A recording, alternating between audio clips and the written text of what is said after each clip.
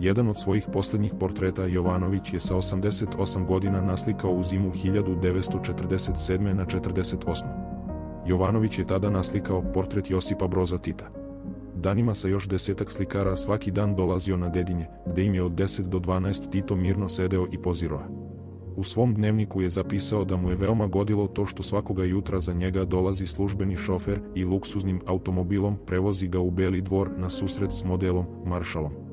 Jovanović je zbog nepovoljnih uslova, što se svetla tiče, skidajući lik modela, pravio male crteže i skice, a kasnije bi u svom ateljeu oslikao portrete.